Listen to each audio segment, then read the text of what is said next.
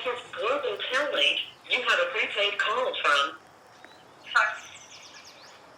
an inmate at the Central California Women's Facility. My name is Sol Mercado. I'm 35 years old. I got this name from my dad. He said that he asked the Virgin that if he had a daughter and if she was born healthy, that he was going to name me Sol. Just because, because I was a sunshine of his life.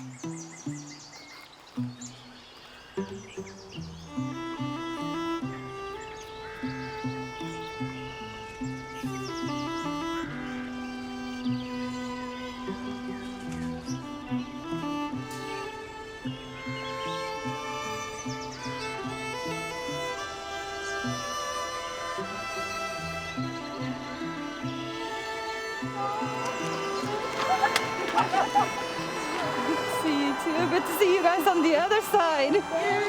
En cámara. ¿Cómo estás? Papi. Salí hoy. ¿De qué? Salí hoy. ¡Ma! ¡Ven acá, coge! ¿De verdad? Sí. Ahorita te estaba...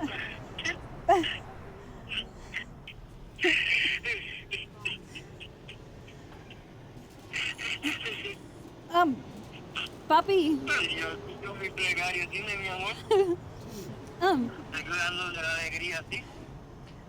Y hoy con más veras tengo que ir, porque tengo que agradecer a papá Dios muchas cosas.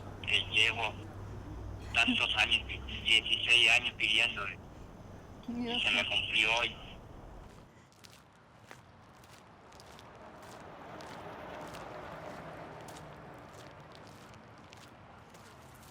¿Qué vas a hacer ahora que estás libre? Pues ahora estoy trabajando con Planting Justice. Tengo un trabajo tiempo completo que me ayuda a empezar de nuevo. El que siembra buenas semillas recoge buenos frutos.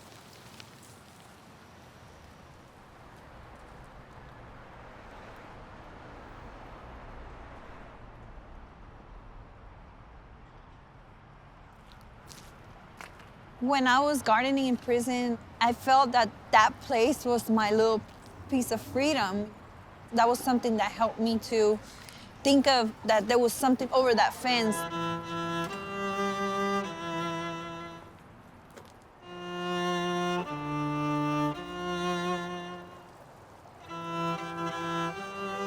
My first time going to the water. I don't know how I feel right now. This is so amazing. Right at the bay. I can see the Bay Bridge, the Golden Gate, San Francisco. This is my bedroom. It's a little messy. I was just paying bills. Doing grown-up things. And, it feels really good.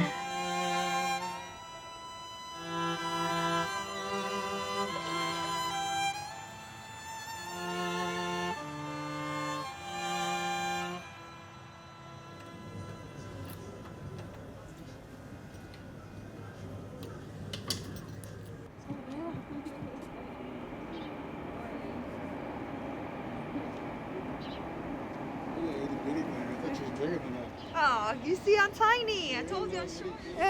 There's times when I go through stores and I'm like, are they following me? Are they watching me? They know I've been locked up. They know. I need your help, okay? That's kind of intimidating for you? Yes. And you see, I'm trying to pick, what I want to do, I want to pick different stuff that I never wore before, like colors and stuff like that. Yes, reinvent myself. When I was in the gang, I would dress with Dickies, Ben Davis, Cortezes. I was like, wow, this is not the person that I used to be, because the person that I used to be would go first for all those other type of clothing.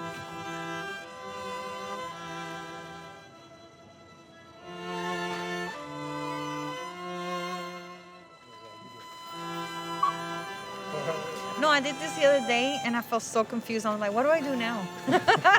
Oscar was like, do this, do that, you know. Wow. See, it just and it goes all the way back here. Back here. This is where we have a lot of, like, when we do our reentry meetings that you'll be a part of. We have them once a month. Oh, what is this right here? Pineapple bud. Otis, what's going on?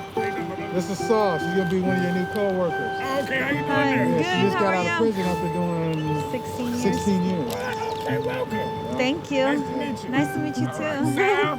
Sol. Sol, okay. S-O-L, yeah. Yeah, this is Tom's. Hi, nice to meet you. Oh, Thank yeah, you. welcome home. I Thank just you did so- 12. Oh, man. I just got out earlier this year. Yeah, I was supposed to do 31 because of the youth offender. I was able to get out on Yeah, 16, yeah. That's good. Yeah.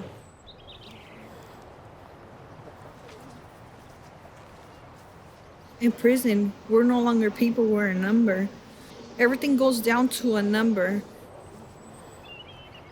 And it's just like how we lose our identity, we lose everything about us. Today I see these numbers and I'm like, oh, good, you know, it's a number for rows, for plants. It's no longer a number for a person.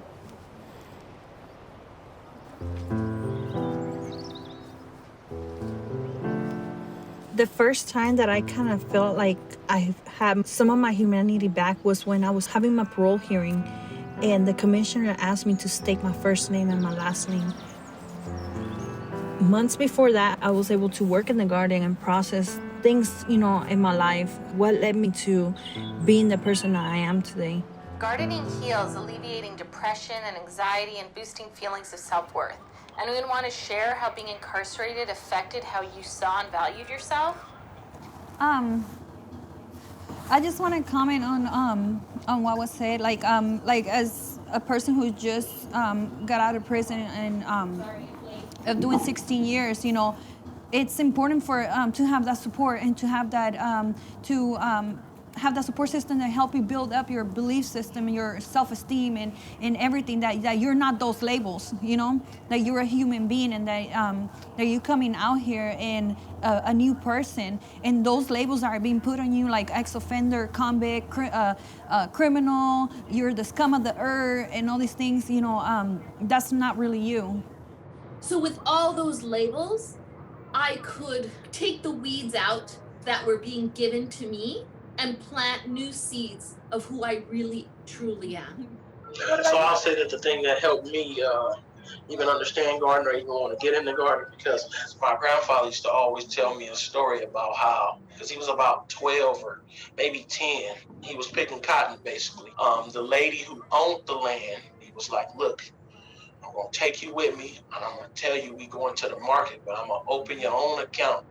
And that's how he was able to leave Louisiana. You know, a lot of our people don't want to go back to gardening because of those memories of slavery. But actually, enslaved people, especially women, created their own gardens so that they could survive. They were given such poor food rations that with the garden, they could supplement their diet. And some were allowed to sell it at the Sunday market. Through the money that they earned, they were able to buy their own freedom.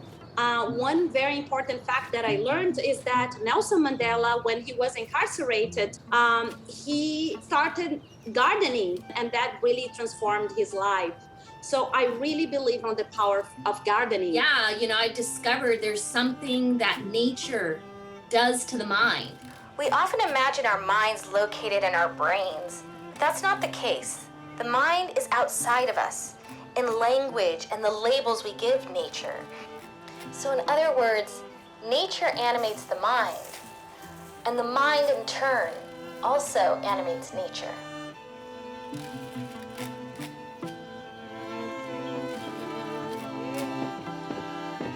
That me for sure ain't going nowhere.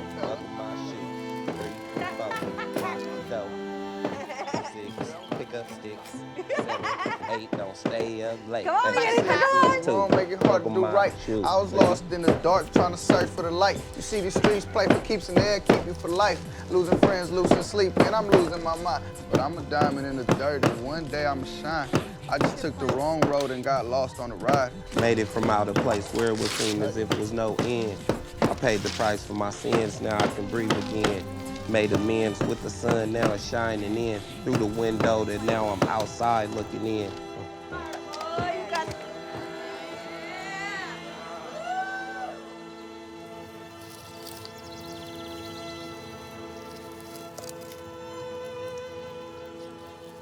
I have experienced sexual abuse since I was 5 years old.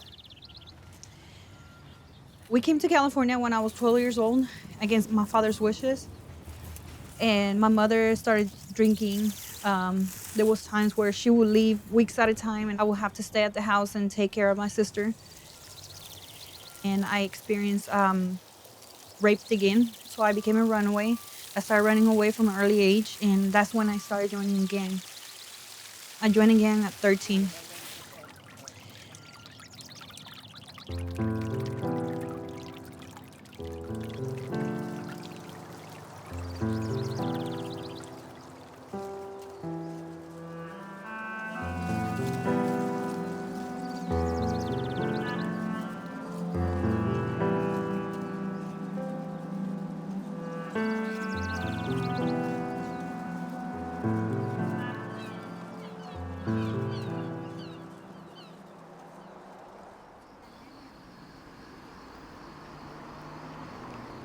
This is the place where it happened. This is the place where I took somebody's life, somebody who didn't deserve to die.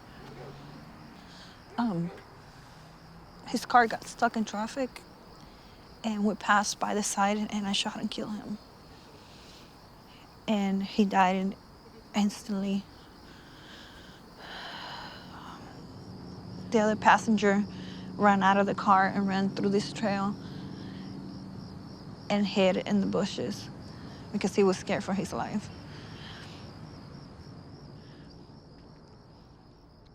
You know, like, in my selfish choice, I decided to shoot and kill him without any regards for anybody. And today I see that I caused a huge ripple effect. I hope that he could see that I'm no longer the person that I was before.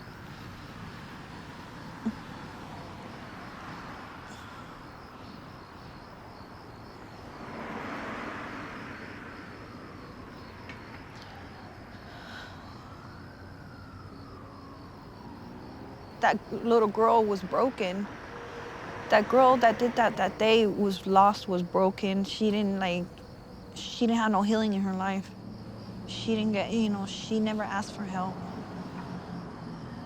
And I know that if that little girl would have asked for help,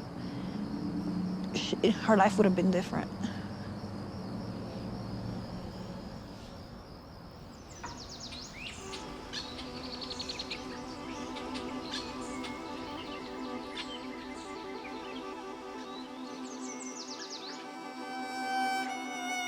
Bendición. Bendición, mira. Sí. Te quiero enseñar algo que me recuerda a Puerto Rico cuando estaba chiquita y corría los montes. Mira. Vamos a ver. Mira. ¿Sí ves? Ajá. Esa piña es linda. Sí. Mira. Es una piña de jardín. Y guayaba. ¿Te acuerdas cuando me subía a los palos de guayaba y comía guayabas? Sí. También mira la caña. Mira, canes. Sí. ¿Son de comer o no? Sí, son cañas de comer. ¿Te acuerdas donde estaba la caña allá llegando a Rincón? Ajá. Sí, esto es lo que me recuerda a esa caña, cuando correteábamos por todo eso, jugábamos todo eso ahí y comíamos caña. Este es mi lindo bosque, mi bosque de Puerto Rico, la imitación. Acá están los árboles, los pálmos con cargaditos de flor y mangos pequeños. ¿Oh, sí? Aquí los aguacates no están tan grandes. Te amo. Yo también te amo, papi. Dios te bendiga, te amo. Bendición.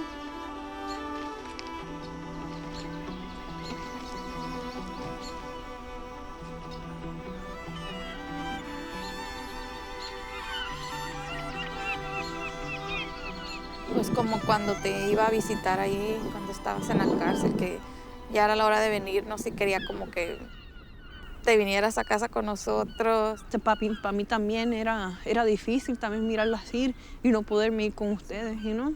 Y no, mis sobrinos también me hacen muchas preguntas, hasta que un día llega mi hermana y me dice que ¿por qué estás aquí?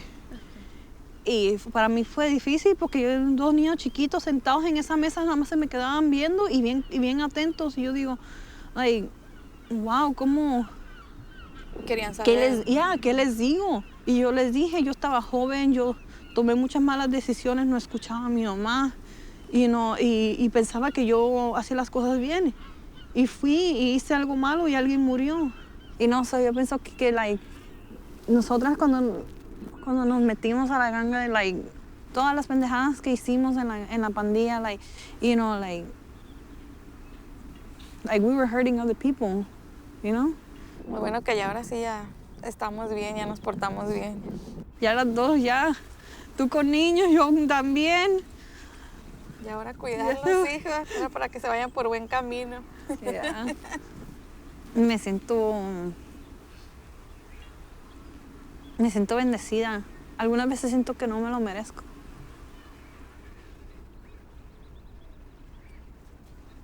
Porque yo, like,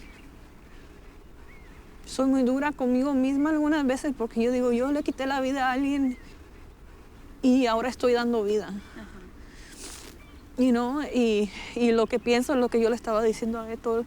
Digo, hay que, you know, like, yo no quiero que este baby crezca como yo, con lo que pasó con nosotros. No quiero que tenga la misma vida que nosotros. Y no quiero que tenga una vida diferente, que sea una buena persona, que no lastime a nadie. No lloré.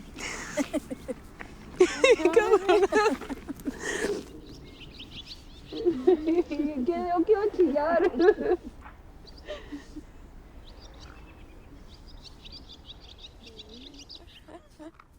So these are the pictures that they took today at the ultrasound. And I feel like it's so cute. In prison, I ended up going to see this doctor, and he was talking about giving me a hysterectomy, that I was never gonna be able to have kids. Little did I know that at that time, that same doctor was giving a lot of inmates hysterectomies. And I had a constant battle with this doctor every time I went. Something in me told me not to do it, you know?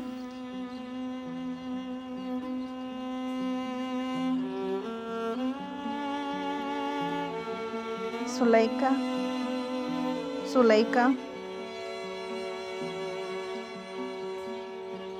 To be able to have a child when I never imagined that I was gonna have kids. When I never imagined that I was gonna get out and be pregnant and just have responsibilities and be able to care for a child. Being able to have my coworkers like and feel like a family. Like coming out, it feels like I finally know what the sense of community means. Today I'm no longer WA2487. You know, today I'm Sol.